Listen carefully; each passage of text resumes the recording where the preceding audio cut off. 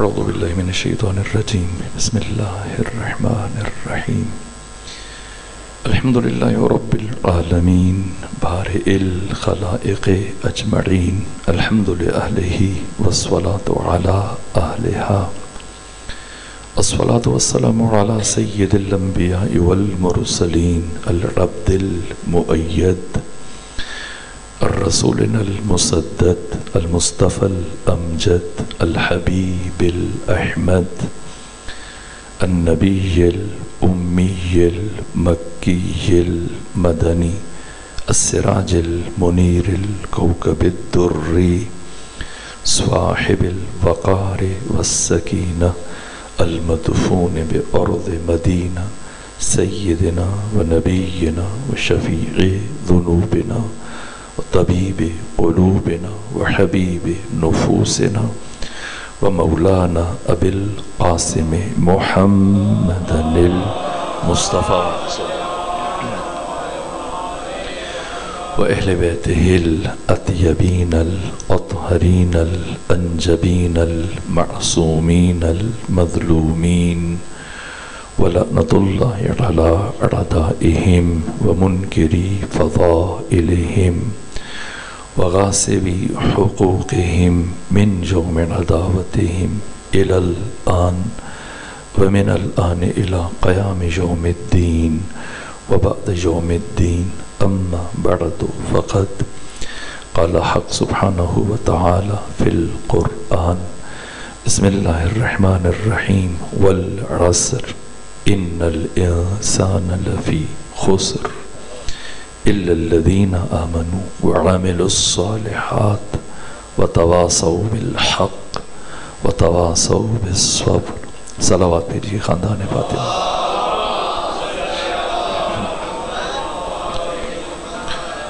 والعصر قسم ہے عصر کی. عصر اسارہ نچوڑ سلالہ اس کے مصادیق کی طرف جو اشارے ہوئے. خود عصر کا اور اسارہ کا ایک مصداق قرآن مجید. عصر اور اسارہ کا ایک مصداق خود یوسف فاطمہ منجی عالم بشریت امام زمانہ امام عصر ہے. اور ابتدائی نشست میں عرض ہوا کہ قرآن اور امام زمان کے درمیان عینیت ہے، وحدت ہے. ایک حقیقت ہے، اس کے دو نسخے ہیں. ایک ہے نسخے انفسی اور انسانی، ایک ہے نسخے کتبی و کتابی. قرآن علم خدا کا نسخے کتبی ہے، نسخے کتابی، اور امام زمانہ علم خدا کا نسخے انفسی اور انسانی. ایک علم خدا کا وجود تدوینی ہے، ایک علم خدا کا وجود تکوینی ہے. قرآن اور امام زمان ہر دو کی روح ایک ہے. قرآن مجید سے متعلق خود قرآن فرما رہے کہ لا یمسہ الا المطہرون، اسے پاک لوگوں کے علاوہ کوئی چھو ہی نہیں سکتا. اسی طرح سے امام وقت امام زمان لا یمسہ الا المطہرون، پاک لوگوں کے علاوہ کوئی بھی آپ کا قرب اختیار نہیں کر سکتا. اسارہ یعنی نچوڑ، جس طرح سے قرآن تمام آسمانی صحیفوں اور آسمانی کتابوں کا نچوڑ ہے. تورات، انجیل، زبور، صحف ابراہیم، صحف موسیٰ، تمام آسمانی صحیفوں کا مجموعہ اور اسارہ قرآن. اسی طرح سے تمام اولیاء خدا، انبیاء خدا، ائمہ دین، ان سب کی عصمتوں اور طہارتوں اور صفات اور کمالات کا مجموعہ یوسف زہرا امام زمانہ عجل اللہ تعالی فرجہ شریف. امام زمانہ الگ سے نہیں ہے، ایسے نہیں کہ پہلے 11 ائمہ ان کی امامت الگ ہے، امام زمانہ کی امامت کا انداز ان سے الگ ہے، نہ وہ پچھلے 11 ائمہ کی امامت کے وارث، اپنے زمانے کے حسن بھی ہیں، اپنے زمانے کے حسین بھی ہیں، اپنے زمانے کے جعفر صادق ہیں، اپنے زمانے کے محمد مصطفیٰ ہیں۔ وہ کیسے زندگی گزاریں گے، کیا کریں گے، کس طرح سے رہیں گے، لوگوں کے ساتھ ان کا رویہ کیا ہوگا، ان کا برتاؤ کیا ہوگا، ان کا اخلاق کیا ہوگا، ان کی معاشرت کیا ہوگی، ان کا انداز کیا ہوگا، وہی انداز ہوگا جو آپ کے آباء و اجداد کا انداز اور جو ان کی سنت ہے۔ امام زمانہ ہرگز سنن الہیہ سے انحراف نہیں کریں گے، نہ وہ خود سنن الہیہ کے جاری کرنے والے ہیں۔ اس لیے میں نے عرض کیا کہ یہ بنیاد ہے، اساس۔ خود امام زمانہ کے ظہور میں تاخیر کا ایک بڑا سبب انتظار عامیانہ ہے۔ انتظار عامیانہ نہ فقط یہ کہ انتظار نہیں ہے، بلکہ خود امام زمانہ کے ظہور کے راستے میں ایک بڑی رکاوٹ ہے۔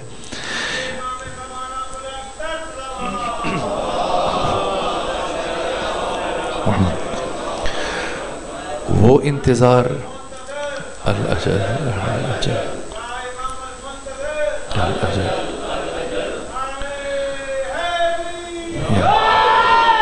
وہ انتظار جو مطلوب ہے، وہ انتظار جس کی تاکید ہے، وہ انتظار جس کی فضیلت ہے، وہ انتظار جس کی عبادت ہے، جو عبادت قرار دیا گیا، وہ انتظار یا عالمانہ ہے یا اس سے ماورا اور اس سے بھی بڑھ کر، اس سے بالا تر انتظار عارفانہ ہے۔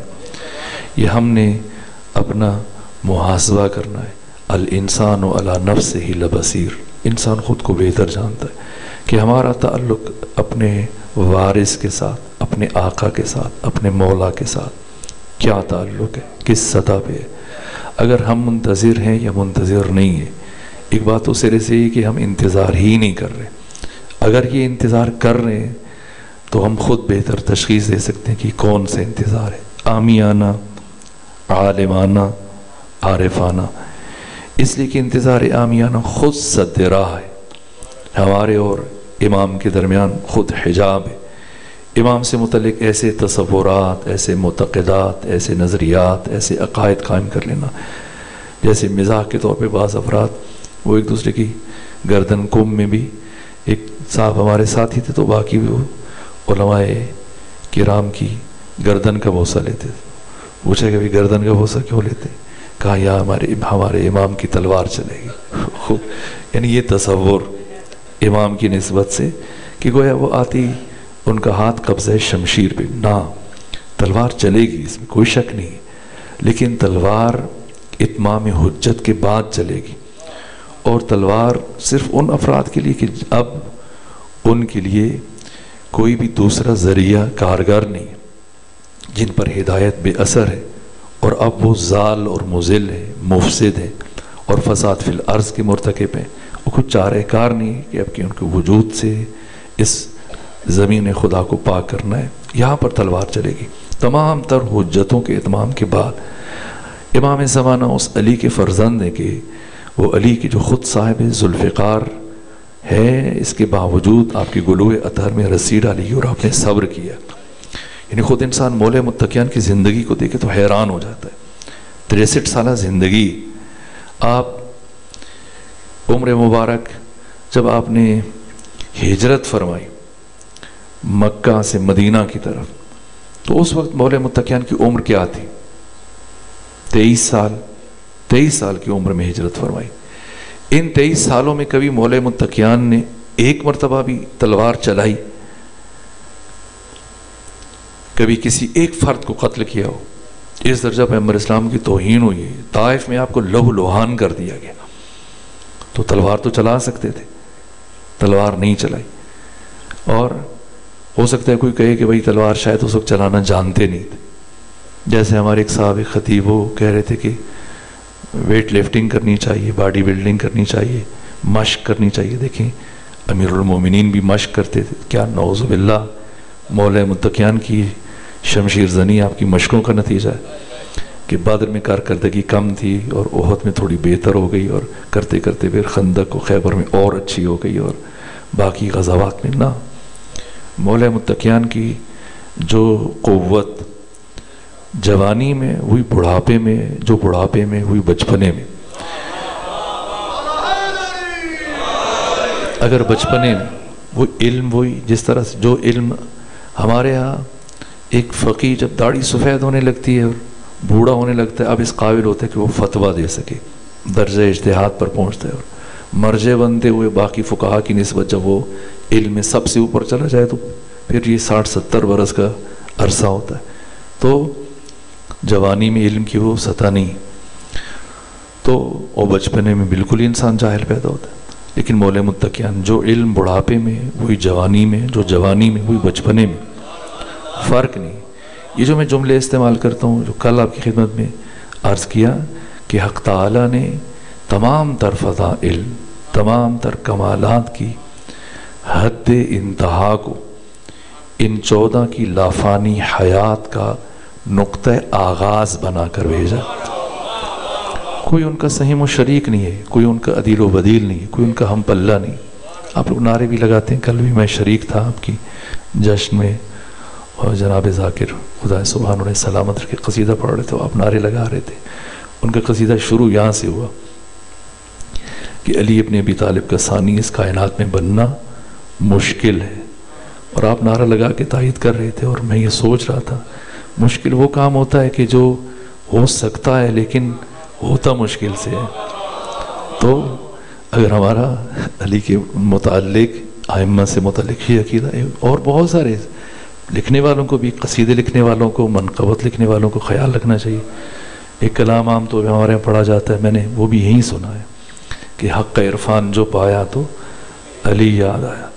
مجھے تو یہ تعجب ہوتا ہے کہ انسان نے علی کے بغیر حق عرفان پا بھی لیا ہے. تو جب تو نے حق عرفان پا لیا تو اب علی کو یاد کر کے کیا تو علی پہ احسان کر رہا. مگر کیا علی کے بغیر حق عرفان ممکن بھی ہے نا؟ سو اب ہماری دید، یعنی خود ہم جو لفظ زبان سے ادا کریں، ہر لفظ جچا تو لا نپا تو لاؤ، عقائد، ان تمام تر امور میں کہیں کسی مرحلے میں مبالغہ آرائی کا عنصر نہ ہو. سو یہ نگاہ عامیانہ خود امام کے ظہور میں تاخیر کا سبب بن جائے گی. میں اور پہلوؤں کی طرف جا رہا تھا لیکن میں نے خود کو قصداً روک لیا. پہلے مرحلے میں خود امامت کی معرفت یہ مطلوب ہے، اور امام کی شرائط اور امام کی صفات اور امام کے ارکان، امامت کے ارکان، امامت کی خصوصیات، یہ ساری چیزیں واضح ہونی چاہیے. پھر ہم اس طرح کی اشتباہات کا ارتکاب نہیں کریں گے. نگاہ عامیانہ کے ارتکاب کیوں کرتا ہے انسان؟ کیوں نگاہ عامیانہ کا شکار ہو جاتا ہے؟ اور عجیب یہ کہ بس اوقات خواص بھی نگاہ عامیانہ کا شکار ہو جاتے ہیں. عوام بجائے خود، حتیٰ صاحبان دستار، صاحبان امامہ، وہ بھی نگاہ عامیانہ کا شکار ہو جاتے ہیں. اس کے عوامل یہ ہیں کہ خود عقلی مسائل اس میں تھوڑی دقت پیش آتی ہے، مشکل پیش آتی ہے. اور جو میں نے جو علم کی تقسیم کی تھی پرسوں آپ کی خدمت میں، علم حسی، علم خیالی، علم وہمی، علم عقلی. انسان کی انسانیت اسی علم عقلی کی بدولت ہے. باقی 3 مراحل وہ ناگزیر ہیں، خود وہ راس المال ہیں. انہی کی بنیاد پہ پھر انسان علم عقلی کے مرحلے میں قدم رکھتا ہے. لیکن اگر کوئی اپنی زندگی انہی پچھلے 3 مراحل میں گزار دے تو میں نے ایک مشکل سخت لفظ جو مجھے عام طور پہ میں احتیاط بھی کرتا ہوں لیکن چارہ نہیں تھا اس لیے یہ لفظ میں نے استعمال کیا کہ اگر کوئی انسان پیدا ہو اور بوڑھا ہو جائے، وہ ساری زندگی علم حسی، علم خیالی، علم وہمی کے درمیان گزار دے اور علم عقلی کی حدود میں قدم نہ رکھے، تو یہ حیوان پیدا ہوا. حیوان زندگی گزاری، حیوان مر جائے گا اور قیامت کے دن حیوان اٹھایا جائے گا. اسلام دین علم ہے، دین عقل ہے، دین معرفت ہے، دین حکمت ہے، دین بصیرت ہے، دین آگاہی ہے. اسلام علم کو اہمیت دیتا ہے، اسلام عمر کو اہمیت نہیں دیتا. اسلام میں عمر کی کوئی حیثیت نہیں ہے. ممکن ہے کہ ایک شخص سن و سال کے اعتبار سے وہ سفید ریش ہو جائے، 60 70 80 سال تک پہنچ جائے، 90 سال تک پہنچ جائے. آپ کے بزرگ ہیں، بزرگ کا احترام کرنا چاہیے. بزرگ بڑے ہیں، یہ آگے ہوں، یہ نماز پڑھائیں، یہ ہماری قیادت کریں، یہ ذمہ داری سنبھالیں، یہ ہماری ہدایت کریں. ممکن ہے وہ بزرگ، وہ بوڑھا ایک سفید ریش بچہ ہو سکتا ہے وہ عقلی اعتبار سے ابھی پیدا ہی نہ ہوا ہو، عقلی بلوغت کا سفر اس نے شروع نہ کیا ہو. ہاں، اساس یہ اسلام دین عقل، اور آئمہ نے اسی لیے علم کی طرف دعوت دی ہے، عقل کی طرف دعوت دی ہے. جہاں تک کہ منسوب ہے کہ آقا امیر المومنین نے بستر شہادت پر امام حسن امام حسین کو وصیت فرمائی، اے بیٹا حسن، اے بیٹا حسین، زندگی میں جو دشمن میرے مقابلے میں آیا بچ کے نہیں گیا. خلقنی معتدلا، اللہ نے مجھے درمیانے قد کا خلق کیا. اگر میرا دشمن لمبے قد کا ہو تو میں بیچ سے کاٹتا ہوں، چھوٹے قد کا ہو تو اوپر سے کاٹتا ہوں. جو آئے بچ کے نہیں گیا، لیکن 2 دشمن بچ کر چلے گئے، ایک غربت، ایک جہالت. اور اگر یہ 2 دشمن بھی انسانی شکل میں آتے تو میں نے قتل. اب تمہارا وظیفہ ہے، تمہارا فریضہ ہے کہ میرے ان 2 دشمنوں کے خلاف جہاد کرنا. غربت انسانیت کی دشمن ہے. غربت انسان کو کفر کے قریب لے کے آ جاتی ہے. کاد الفقر ان یکون کفرا. اس لیے ائمہ دین نے فقر کو مٹانے کی کوشش کی ہے، بھیک کی ترویج نہیں کی ہے، بھیک کی تائید نہیں کی ہے، بھیک کی مذمت کی ہے، بیکاریوں کو ناپسند کیا. لیکن دوسری جانب خود مستقل طور پر اس طرح سے لوگوں کی مدد کرتے تھے کہ وہ اپنے کاروبار میں مستقل ہو جائیں، کہ اب زندگی میں کسی اور کے سامنے انہیں دستے سوال دراز نہ کرنا پڑے. دوسرا، علم کی تاکید. جتنی علم کی تاکید اسلام میں، خود پیغمبر گرامی اسلام، جیسے شیخ سعدی نے شعر کہا ہے، پیغمبر اسلام کی احادیث کا ترجمہ کرنے کی کوشش کی کہ لو جان بیچ کر بھی جو علم و ہنر ملے، جتنا ملے جہاں سے، جس سے ملے جہاں سے ملے، جس قدر ملے. علم کی تاکید کی نہ جنس کی قید ہے، نہ زمان و مکان کی قید ہے، نہ استاد کی قید ہے، نہ جگہ کی قید ہے. کہ اطلب العلم من المہد الی اللحد، گود سے لے کر قبر تک علم حاصل کرو. زمانہ مختص نہیں کیا گیا. اطلب العلم ولو بالسین، علم حاصل کرو چاہے تمہیں چین جانا پڑے. اطلب العلم ولو کان من اہل النفاق، علم حاصل کرو چاہے منافق سے کیوں نہ سیکھنا پڑے. پھر جینڈر کی بھی کوئی قید نہیں ہے. بہت سارے آج آپ نے نماز جمعہ پڑھا، یہ صرف مردوں پر واجب ہے، عورتوں پر نماز جمعہ واجب نہیں ہے. بہت سارے احکامات خواتین کے ساتھ خاص ہیں، مردوں کے لیے وہ نہیں ہے. لیکن علم کو بلا استثناء پروردگار نے اطلب العلم، طلب العلم فریضۃ علی کل مسلم و مسلمہ، اتنی تاکید کہ عالم کی صحبت میں ایک لمحے کا بیٹھنا عابد کی 70 سال کی عبادت سے افضل قرار دیا گیا.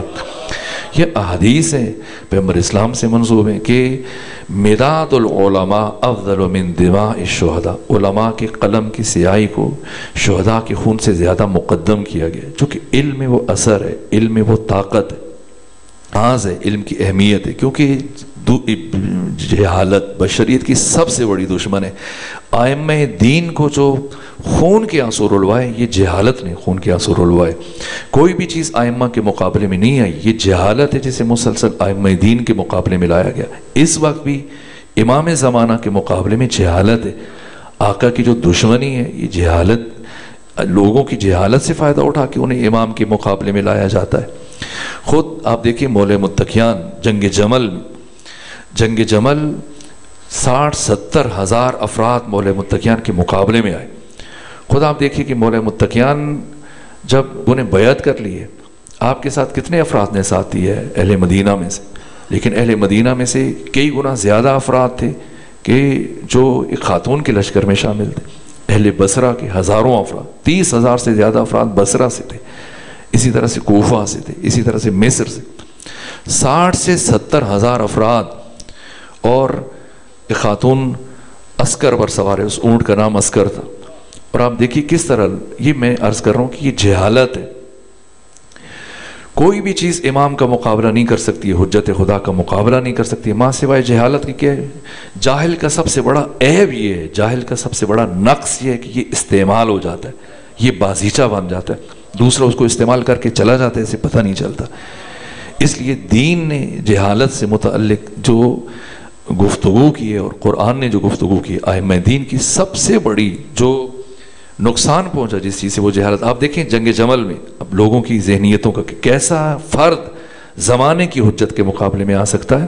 تو جنگ جمل میں علم نہیں تھا. مولا متقیان کے مخالف جو لشکر تھا ان کے پاس کوئی جھنڈا نہیں تھا, پھریرا نہیں تھا, علم نہیں تھا. ایک اونٹ تھا, اسے بطور علم استعمال کیا جا رہا تھا, اور اس کا نام عسکر تھا. سرخ اس کے بھورے اس کے وہ بال تھے, اور ساتھ ساتھ جعلی احادیث جو کل میں اشارہ کر رہا تھا جو بنو امیہ کا کام تھا, دھڑا دھڑ جعلی احادیث گھڑ رہے تھے کہ اگر کسی کے پاس ایک بال ہوگا اس اونٹ کا, عسکر نامی اس اونٹ کا, اور قبر میں اس کے کفن میں اس کا ایک بال ہوگا تو پھر اس کے اوپر یہ فشار قبر سے بچ جائے گا, قبر کی سختیوں سے بچ جائے گا. اسی طرح سے پل صراط سے بہت آسانی کے ساتھ گزرنے میں کامیاب ہو جائے گا اگر اس کے پاس اس اونٹ کا ایک بال ہوگا. اس ترتیب سے اتنی زیادہ تلقین, چونکہ نفسیاتی اعتبار سے تلقین بہت مؤثر عامل ہے. ایک چیز جھوٹ اتنی کثرت سے بولا جائے کہ وہ پھر انسان کی چنانچہ جیسے یہ اونٹ لید کرتا تھا تو شامی اور اہل بصرہ یوں جھپٹ پڑتے تھے کہ جیسے کوئی بہت مقدس ترین چیز ان کے ہاتھ آ رہی. اور یہ مورخین نے لکھا, ابن عساکر جن کا تعلق خود دمشق سے, تاریخ مدینہ تو دمشق میں یہ واقعہ تحریر کیا کہ جب ام المومنین عائشہ کا اونٹ جنگ جمل میدان میں تھا تو ہزاروں افراد, پورے قبیلے بڑی تعداد میں اس کے گرد اس طرح سے تلواریں لیے دفاع کر رہے تھے کہ بہت بڑا ایک مقدس فریضہ سر انجام دے رہے ہو. اس اسنا میں جب وہ لید کرتا تھا تو سارے کوشش کرتے تھے کہ وہ زیادہ سے زیادہ اٹھانے میں ایک تبرک کے طور پر اپنے پاس رکھ لیں, حتیٰ اس کو کھا لیتے تھے. تو ایک مرتبہ وہ اونٹ لید کر رہا تھا تو افراد جب ایسی جھپٹے چھینا جھپٹی میں ایک بن ابی معیط یہ افراد کھڑے ہو کر دیکھ رہے تھے تو مروان بن ابی معیط یہ افراد کھڑے ہو کر دیکھ رہے تھے تو مروان بن حکم ولید نے مروان کو کوہنی ماری, کہا دیکھو کیا خوبصورت منظر ہے, اس کائنات میں کوئی بھی چیز علی کی شمشیر اور علی کی ذوالفقار کا مقابلہ نہیں کر سکتی ماں سوائے جہالت کے. جاہل استعمال ہو جاتا ہے, اسے آپ حجت خدا کے مقابلے میں لے کے جا سکتے ہیں. یہ انتظار عامیانہ اس کا منشا کیا ہے کہ جب انسان خود علم اور معرفت سے گھبراتا ہے اور وہ خیالی باتوں پر اور حسی باتوں پر, ظاہری باتوں کو زیادہ اہمیت دینے لگ جاتا ہے. اور بس اوقات اہل منبر میں, اب ایک میں سخت جملہ عرض کروں آپ خدمت میں, استاد شہید مرتضیٰ مطہری سے پوچھا کہ کیا وجہ ہے کہ لوگ انبیاء کو پتھر مارتے تھے, ان کو آروں سے چیر دیا گیا, لیکن مولوی صاحبان کو پتھر نہیں مارتے تو ان کے ہاتھ چومتے, اس کی کیا وجہ ہے؟ تھوڑا سخت جملہ ہے شہید مرتضیٰ مطہری نے. اب آپ نے موضوع اس طرح سے کہا تو اس ذیل میں اب یہ بات آ گئی, کہا کہ اس کی وجہ یہ کہ انبیاء لوگوں کی جہالت کو دور کرنے کی کوشش کرتے تھے, اور وہ چونکہ اس جہالت کے ساتھ وہ مانوس ہو چکے ہوتے تھے, لوگ اسی جہالت میں زندگی گزار رہے ہوتے تھے, تو اب جب وہ اس جہالت کو ان سے ایک عرصے تک ایک چیز کے ساتھ جب کوئی زندگی گزارے تو انس برقرار ہو جاتا ہے. تو جب انبیاء کے ان کی جہالت کو دور کرنے کی کوشش کرتے تو لوگ ان کے مخالف ہو جاتے, پتھر مارتے, اذیت دیتے, لہو لہان کرتے. لیکن ملا جہالت دور کرنے کی کوشش نہیں کرتا ہے, وہ جہالت سے فائدہ اٹھانے کی کوشش کرتا ہے کہ وہ اسی جہالت میں رہے اور اسی کو اس کو جاہل رکھتے ہوئے تاکہ اپنے مفادات کے حصول کے لیے, مثلا یہ کھلاؤ گے تو اتنا ثواب ہوگا, فلاں دن یہ پکاؤ گے تو اتنا ثواب ہوگا, اور مردے کو یہ چیز بخشواؤ گے تو اتنا, اس کو اس ترتیب سے یہ فلانے کا عرس کر لو, یہ کر لو. یہ چیزیں ذہن سازی کس لیے کہ بقول بابا بلے شاہ کے وچ مسیتی بیٹھا ملا رکھ کے آس پرائی, کک ہلے تھے کن کھڑکے یارو کدروں گوگی آئی. مسئلہ یہ کہ جب انسان اپنی معیشت کو دوسروں سے وابستہ کر لے تو پھر حریت فکر ختم ہو جاتی ہے, اور پھر وہ خود اسی ترتیب سے وہ پھر ان کی من پسند باتیں کرے گا, ان کی مرضی کی باتیں کرے گا.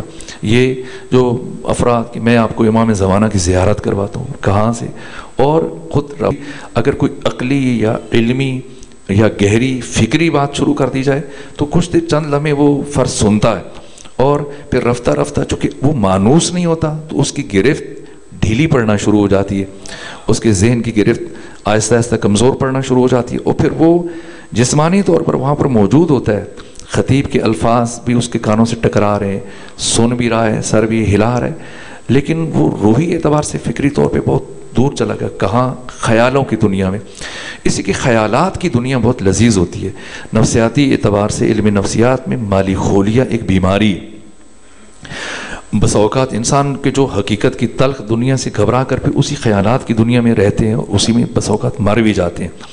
اسی کہ خیالات کی دنیا میں کوئی پابندی نہیں ہے، کوئی روک ٹوک نہیں ہے۔ کبھی انسان خود سے پریزیڈنٹ بنا ہوتا ہے، کبھی خود سے پرائم منسٹر بنا ہوتا ہے، کبھی خود سے کوئی خطیب بنا ہوتا ہے، کبھی وہ سپہ سالار بنا ہوتا ہے، کبھی آرڈر جاری کر رہا ہوتا ہے، حکم جاری کر رہا ہوتا ہے، فوجوں کو روانہ کر رہا ہوتا ہے، کبھی کسی اونچی جگہ پہ کھڑے ہو کے قوم سے خطاب کر رہا ہوتا ہے۔ تو کوئی روک ٹوک نہیں ہوتی ہے۔ وہ خیالات کی دنیا بہت لذیذ ہوتی ہے، اور انسان اکثر مالی خولیا میں۔ اس لیے ہمیں رفتہ رفتہ خود کو معقولات کی طرف لے کے آنا چاہیے، عقل کی طرف لے کے جانا چاہیے، علم کی طرف لے کے آنا چاہیے، تاکہ ہم اس انتظار عالمانہ کی طرف بڑھ سکیں، پھر نتیجتاً دوسرے مرحلے میں انتظار عارفانہ کی طرف بڑھ سکیں۔ کیونکہ انتظار عامیانہ سے جتنا نقصان اسی چیز سے، ایک طرف امام زمانہ سے محبت پائی جاتی ہے، اور دشمن اس جذبے سے سوء استفادہ کرتا ہے۔ مثلا کیوں اتنی بڑی تعداد، میں نے کل جو ذکر کیا یا پرسوں ذکر کیا، کتنی بڑی تعداد میں، خود پاکستان میں بھی دیکھ لیں، آئے دن لوگ مہدویت کا دعویٰ کرتے ہیں، اور کوئی امام زمانہ کا بیٹا ہونے کا دعویٰ کر رہا ہے، کوئی نائب ہونے کا دعویٰ کر رہا ہے، کوئی سفیر ہونے کا دعویٰ کر رہا ہے۔ اس طرح کی روایات امین امت امام علامہ طبرسی صاحب تفسیر مجموع البیان، متوفہ 542 ہجری، انہوں نے تصریح کی ہے، کہا کہ جتنی بھی روایات امام زمانہ سے متعلق بیان کی جاتی ہیں جن میں شدت کا ذکر ہے، سختی کا ذکر ہے، یہ ساری کی ساری غلط ہیں، جعلی ہیں، من گھڑت ہیں۔ نہ، امام زمانہ رعوف ترین ذات ہیں، کریم ترین ذات ہیں۔ حد تک آخری مرحلے میں پہنچ کر جب مجبور کر دیا جائے گا، آپ دیکھیں اسی ماہ مبارک رمضان میں خود حضرت کی جو شہادت ہوئی، جنگ جمل کو دیکھ لیجئے، جنگ صفین میں 1.5 سال تک جنگ صفین اس طرح سے مولا متقیان انتظار کرتے رہے۔ آپ کے ساتھی اکتا گئے، تھک گئے کہ آپ تلوار کب اٹھائیں گے۔ یعنی جو سبزیاں کاشت کی گئی تھیں وہ تو ادھر ہی، جہاں پہ جس علاقے میں رہ رہے تھے، لشکر وہاں پہ قیام پذیر تھے، وہاں پہ وہ سبزیاں اگائی تھیں، بڑی ہو کے ان کو کھانا شروع ہو گئے تھے، مطلب استعمال کرنا شروع ہو گئے تھے۔ کئی مہینے مولا متقیان نے روکا اس لیے کہ حجت تمام ہو جائے، پھر بھی جنگ کی پہل نہیں کی جب دشمن کی طرف سے جنگ کی پہل ہوئی۔ اس لیے تو یہ جو سختی کی روایت ہے، اس اندازے کے امام زمانہ آئیں گے تو لوگ ان کی سختی کو دیکھ کر اسلام کو چھوڑیں گے، تشیع کو چھوڑیں گے، مسیحیت اختیار کریں گے، نصارہ سے جا کے مل جائیں گے، اور امام زمانہ اس طرح سے گردن زدنی کریں گے اور خواتین کا شکم چاک کریں گے۔ امام زمانہ میں نے عرض کیا اپنے زمانے کے علی ہیں۔ ایک خاتون، خود آپ دیکھیں اسلام سزائیں دینے کے لیے نہیں آیا۔ فلسفہ سزا یہ نہیں کہ لوگوں کو لٹکاتے پھرو، ان کو کوڑے مارتے رہو، نہ، فلسفہ سزا جو اسلامی سزائیں بیان کی گئی ہیں، یا قصاص کا فلسفہ ہے یا دیات کا فلسفہ، یہ جو شدت ہے ان چیزوں میں بیان کی گئی، لوگوں کو گناہوں سے دور رکھنا، ورنہ یہ لوگوں کو قتل کرنے کے لیے نہیں آئے معصومین، لوگوں کو زندگی دینے کے لیے آئے۔ مولا متقین آخری مرحلے میں پہنچ کر مجبور ہو کر تلوار چلاتے تھے، خوشی سے تلوار نہیں چلاتے تھے۔ اپنے دشمن کو کتنی مرتبہ موقع دیتے تھے، ایسا کر لو ایسا کر لو اگر بچ جاؤ تو۔ خود ایک خاتون مولا متقیان کے سامنے آئی اور آ کر اپنے گناہ کا اعتراف کیا، یا امیر المومنین میں نے گناہ کیا، بدکاری کی، اس کے نتیجے میں میرے پیٹ میں بچہ پیدا ہو گیا، میں اس طرح سے حاملہ ہو گئی ہوں، فطہرنی، آپ مجھے پاک کیجیے، یعنی مجھ پر حد جاری کیجیے۔ تو اب حضرت نے فرمایا کہ خوب تم نے غلطی کی ہے، تم نے گناہ کیا، لیکن اس بچے کا کیا قصور ہے، اس مولود کا کہ جو تمہارے شکم میں، جو واپس چلی جاؤ یہاں تک کہ پیدا ہو جائے، پھر آنا میرے پاس۔ سوچ کے پھر نہ آئے، لیکن نہ گئی، اور پھر اس کو ضمیر ملامت کرتا رہا۔ قرآن مجید نے جو نفس کی اقسام بیان کی اس میں سے ایک نفس لوامہ ہے، جس کی پروردگار قرآن میں قسم اٹھا رہے ہیں، ملامت کرنے والا نفس، کہ جب انسان گناہ کر لیتا ہے تو پھر اس کا وجدان، اس کا ضمیر، اس کا درون اس کو چین نہیں لینے دیتا۔ یہ نفس لوامہ، وہ پھر بچے کی ولادت ہوئی تو دوبارہ وہ آ گئی اور کہا امیر المومنین آپ نے کہا تھا کہ جب بچہ پیدا ہو جائے تو تب حد جاری کروں گا، تو میں آ گئی۔ کہا کہ اس دنیا میں سوائے تمہارے اب اس کا کون ہے جو اس کی پرورش کرے اور اس کو پالے اور پروان چڑھائے؟ اس کا حق ہے کم سے کم 2 سال تم اسے دودھ پلاؤ، اور جب یہ اس کا حق اس کو دے دو، دودھ پلا دو، پھر میرے پاس آنا۔ یہاں تک کہ 2 سال گزرنے کے بعد پھر جب آئی تو حضرت نے کہا یہ اتنا چھوٹا ہے، اس کو کس کی رحم و کرم پہ چھوڑ کے جاؤ، کچھ تھوڑا اور انتظار کر لو۔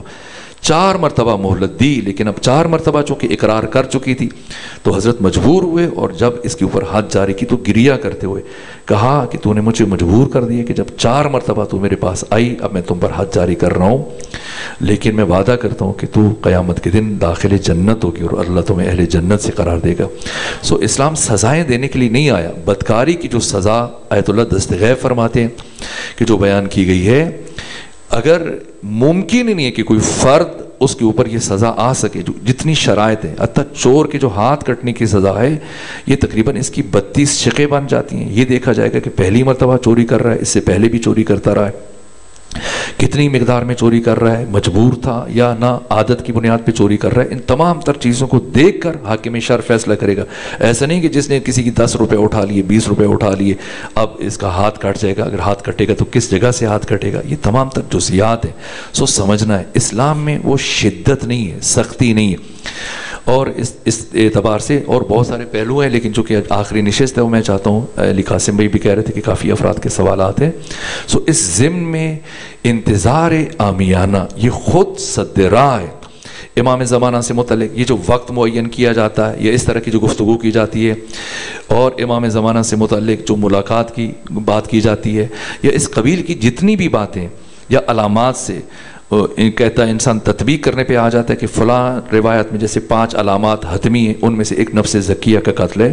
اب نفس زکیہ سے متعلق یہ بیان کیا گیا، نفس زکیہ کے ایک وہ شخصیت کی جن کا تعلق خراسان سے ہوگا، اب خود راہبر معظم سید علی خامنہئی کا تعلق بھی خراسان سے، دوسری علامت کہ وہ حسنی سید ہوں گے، تو سید علی خامنہئی حسنی سید ہیں۔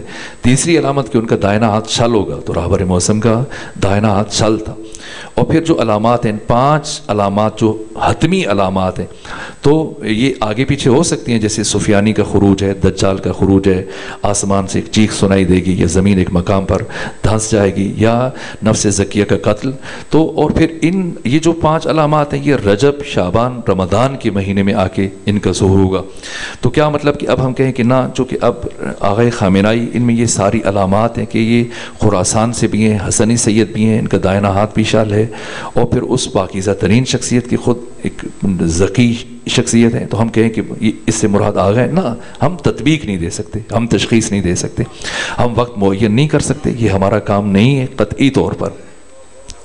ہاں جب ساری علامات ایک ساتھ جمع ہونا شروع ہو جائیں گی یا ان میں سے اکثر ظاہر ہو جائیں گی تو خود انسان متوجہ ہو جائیں گے، اور کہ اب حضرت کا، اور اس طرح سے جی کہ ہر چھوٹی چھوٹی چیز میں انسان، یا ایک اگر آپ کہیں گے کہ انسان امام زمانہ سے توسل کرنا چاہیے، ہر بات میں توسل کرنا چاہیے، گاڑی کا ٹائر پنچر ہوا امام زمانہ کو ندا دے، بچے کو بخار ہو گیا امام زمانہ کو پکارے، گھر میں کچھ مالی حوالے سے کمی ہو گئی، اور جو اس طرح کی باتیں کرتے ہیں، نتیجہ یہ ہوتا ہے کہ انسان کا روحیہ، اس کا عقیدہ سست پڑ جاتا ہے۔ اور جب انسان کہے گا کہ میں نے تو پکارتا رہا، بلاتا رہا، نہیں آئے، نہ، امام مشکل کشا ہیں، آتے ہیں، انسان کی مدد کرتے ہیں۔ اتنے واقعات ہیں کہ اگر میں بیان کروں تو کئی گھنٹے گزر جائیں کہ کس کس کی، عالم کی، غیر عالم کی، امام زمانہ نے کس کس مرحلے میں مدد کی۔ خود شیخ مرتضیٰ انصاری وہ خود بیان فرماتے کہ میں سامرہ میں اپنے بیٹے کے ہمراہ عشاء کی نماز ادا کرنے کے بعد رک گیا، اور جب میں رکا تو ہم وہاں چونکہ اہل بیت کے دشمنوں کا خطہ ہے، آج بھی آپ جائیں سامرہ میں زیارت کے لیے جانا چاہیں تو پھر بڑی احتیاط سے آپ کو لے کے جایا جاتا ہے، ابھی بھی دشمنان اہل بیت بڑی تعداد میں وہاں پر پائے جاتے ہیں۔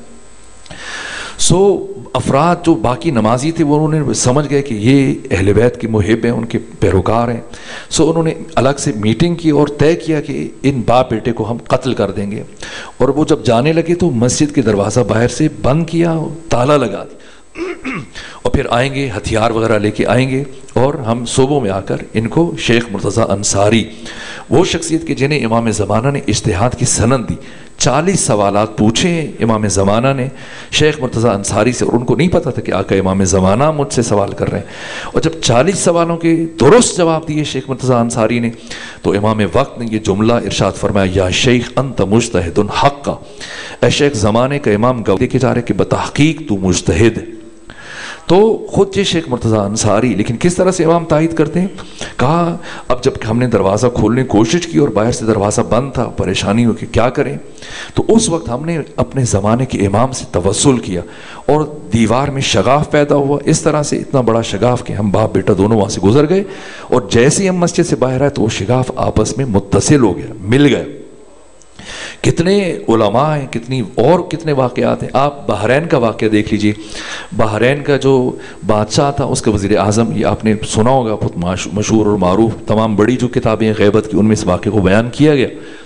تو جو وزیر اعظم تھا اس نے آ کے کہا بادشاہ کو, جو بحرین کا بادشاہ تھا, کہا کہ یہ شیعہ علماء کو بولا. اس نے کیا کہ اس کے گھر میں جو انار کا درخت تھا اس کے اوپر وہ 3 نام لکھے, اس نے مخصوص نام سانچے بنائے, اور وہ 3 نام ابھی انار چھوٹے تو ان کے اوپر چڑھا دیے, اور اب انار جیسے جیسے بڑے ہو رہے ہیں تو وہ نام قدرتی طور پر جو لگ رہا تھا کہ ان میں پیوست ہو گئے, ان کے اوپر گویا لکھے گئے.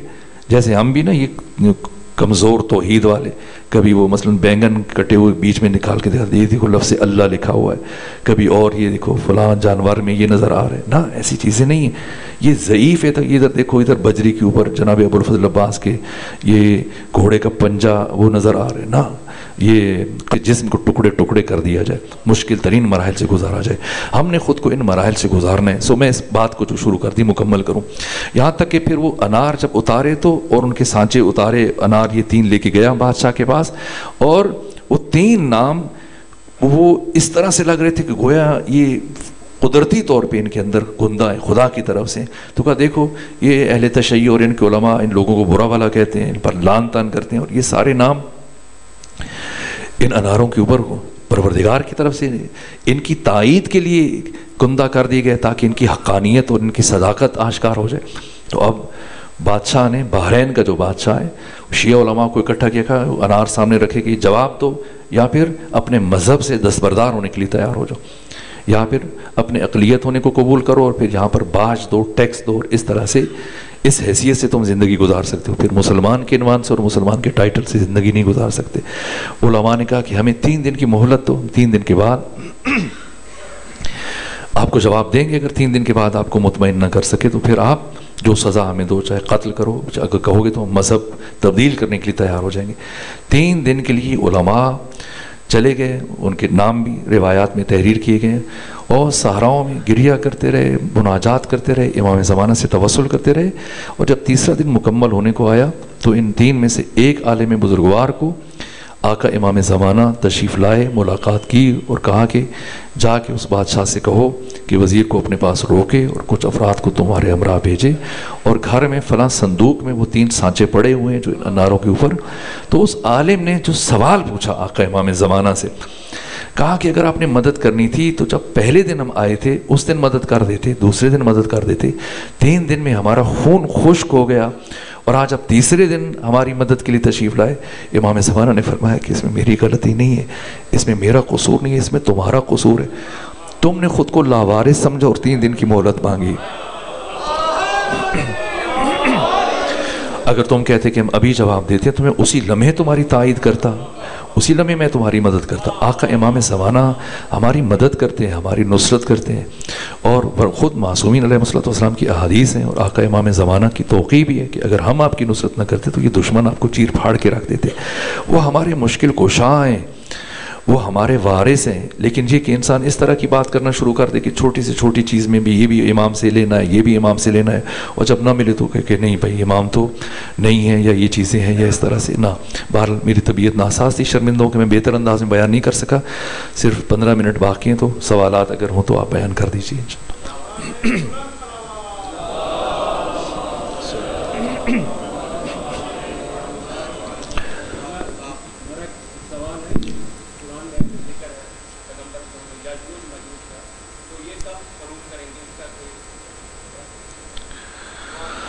خوب, یاجوج ماجوج ان حتمی علامات میں سے نہیں ہے. یاجوج ماجوج آثار قیامت سے ایک اہم موضوع خود قیامت بھی ہے, ایک المیہ ہے, اور خود میں بھی خود کو اس بارے میں مقصر سمجھتا ہوں کہ قرآن مجید کی 6236 آیتوں میں سے کم 1000 آیات قیامت سے متعلق ہیں. یعنی 1/6 حصہ قرآن مجید کا قیامت سے متعلق ہے.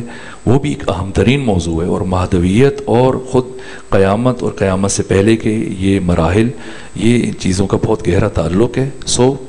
یہ اپنے مقام پہ بیان, البتہ یہ چیزیں کہ جو میں نے عرض کیا, جو وہ اس میں حصی چیزیں بیان کرنا چاہیں, جس طرح سے وہ میں بہت پہلے جب میں نے مجالس پڑھنا شروع کی تو مانسیرا اب وہاں پہ تھوڑا بہت تشیع کا آغاز ہو گیا، لیکن اس زمانے میں وہاں پہ تشیع نہیں تھی اس طرح.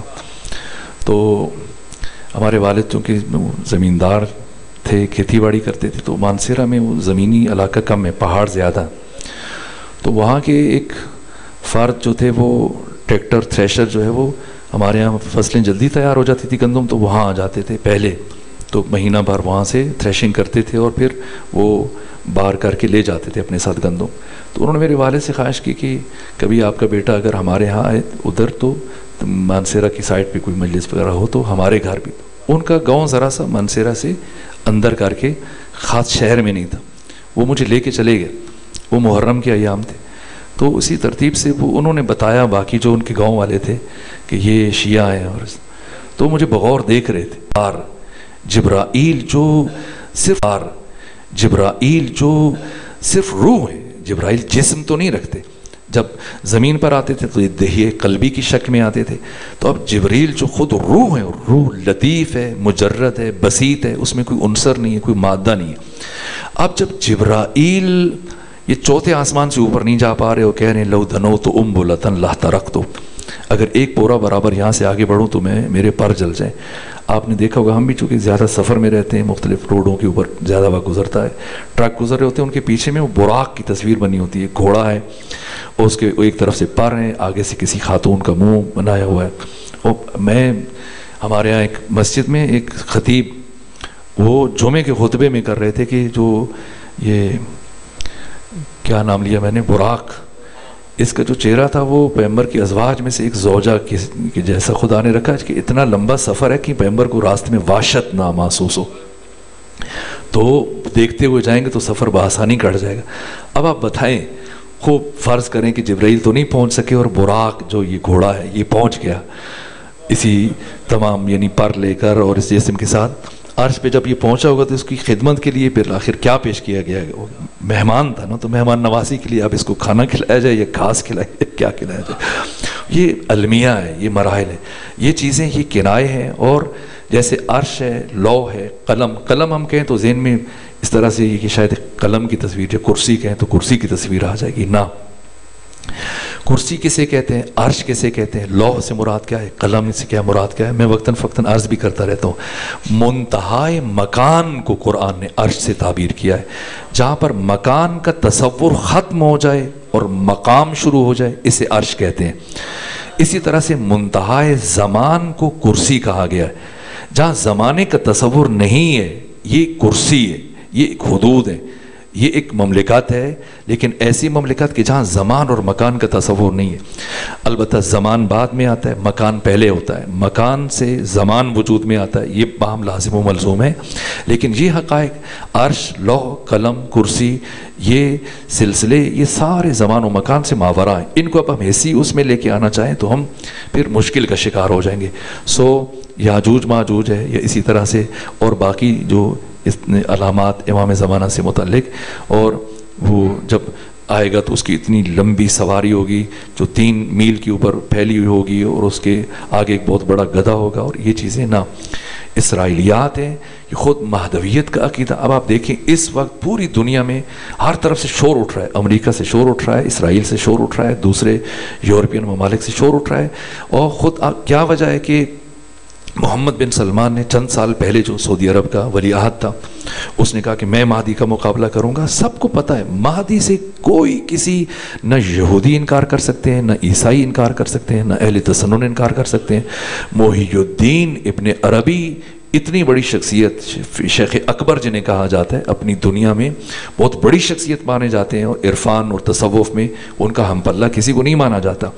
یہ محی الدین ابن عربی، انہوں نے اپنی مشہور اور معروف کتاب فتوحات مکیہ کی 4تھی جلد میں یہ تحریر کیا ہے کہ مجھے امام زمانہ کی زیارت کا شرف حاصل ہو چکا ہے، اور امام زمانہ کون ہے پورا شجر نسب بیان کیا خوب. اسی طرح سے امام شعرانی نے تحریر کیا، امام کا سن و سال بیان کیا کہ اس وقت ان کی عمر مبارک اتنی ہے.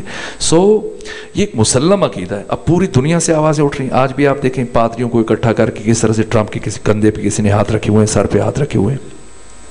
کہ پلٹ کر پھر اب دین کا سہارا لینے کی کوشش کر رہا ہے، اسلامک ٹچ دینے کی کوشش کر رہا ہے. یہیں سے مہدویت، اب وہ بھی اٹھ کے کہہ رہے ہیں کہ ہم مہدی کا مقابلہ کریں گے.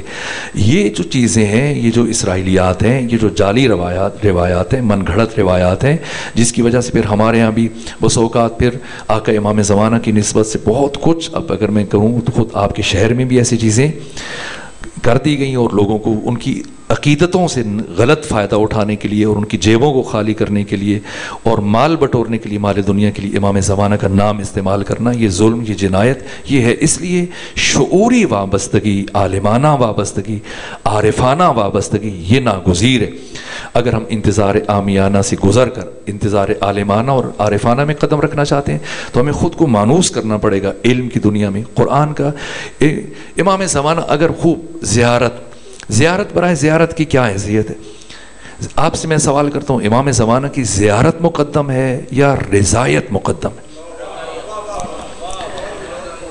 زیارت ہو جائے اور وہ ہم سے راضی نہ ہو یہ اہم ہے، یا زیارت نہ ہو اور وہ ہم سے راضی ہوں؟ ابو جہل دن میں کتنی مرتبہ ختمی مرتبت کو دیکھتا تھا؟ 20 مرتبہ، 30 مرتبہ، 100 مرتبہ. لیکن کہاں کھڑا تھا؟ اویس قرنی نے کتنی مرتبہ ختمی مرتبت کو دیکھا؟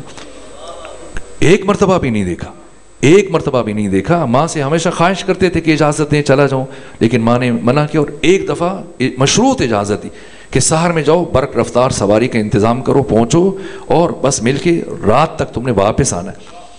ورنہ اس سے پہلے جب بھی خط لکھتے پیغمبر اسلام کو ویسے کرنے کی اجازت دیں، ماں راضی نہیں، کیا میں ماں کی اجازت لیے بغیر آپ کی زیارت کے لیے آ سکتا ہوں؟ پیغمبر اسلام نے فرمایا، جوابی خط تحریر کروا کے بھیجا کہ اویس تمہیں جب جب میری زیارت کرنے کا شوق ہو تو تم اپنی ماں کے چہرے کی زیارت کر لیا کرو.